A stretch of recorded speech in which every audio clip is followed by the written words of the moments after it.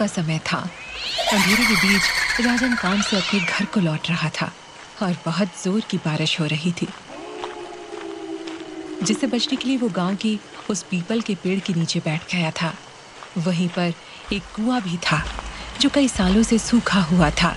और तब अचानक उस कुएं के अंदर से किसी औरत के चिल्लाने की आवाज आई, बचाओ! बचाओ! बचाओ! अरे कौन है इस कुएं के अंदर? राजन तुरंत भागकर कुएं के पास गया। उसके अंदर कोई भी नहीं था और वो चिल्लाने की आवाज भी बंद हो चुकी थी। और तभी उसे पीछे से किसी ने आवाज लगाई, राजन, ओ राजन। राजन ने जैसे ही घूम कर देखा तो पीपल के पेड़ पर एक चुड़ैल उल्टी लटकी हुई थी, जिसे देख राजन के पैरों तले जमीन खिसक गई और वो डर से कांपने लगा था। चुड़ैल, आजा, मेरे पास आजा, तुझे लेकर चलूं अपने संग। तेरे खून को पीकर बुझाऊं मैं अपनी प्यास। नहीं नहीं नहीं नहीं, मुझे जाने दो। मेरे बीवी बच्चे हैं, मेरे बिना उनका क्या होगा? ये जालिम दुनिया उनका फायदा उठा लेगी। मुझे मत मारना चुड़ैल। काफी दिन हो गए थे किसी का खून नहीं पिया, कोई तो हाथ लगा मेरे।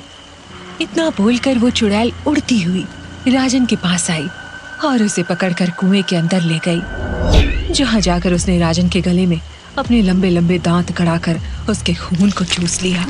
वो अपने हाथ पैरों को छटपटाता रहा, चीखता रहा, चिल्लाता रहा, लेकिन उसे जान नहीं बच सकी। और फिर उस चुड़ैल ने खून चूसने के बाद राजन के शरीर को अपने पीपल के पेड़ में टांग दिया था, जैसे वह दूसरे लोगों को मारकर 50 साल पहले टांगा करती थी। और यूं ही बादलों के बरसते बरसते सुबह हो गई और तब उस रास्ते से एक व्यक्ति की नजर पीपल के पेड़ पर टंगी राजन की लाश के ऊपर पड़ी। वो घबरा कर वहां से भाग गया और गांव में जाकर चिल्ला चिल्ला कर सबको बताने लगा, सभी लोग सतर्क हो जाओ, पीपल के पेड़ की चुड़ैल लौट आई है। 50 साल के बाद उसकी जंजीरों को किसी ने खोल दिया है। वो लौट आई है, किसी को नहीं छोड़ेगी। पूरा गांव वीरान हो जाएगा। रात होते ही कोई भी अपने घर से बाहर मत निकलना। पीपल के पेड़ में राजन की लाश लटकी है।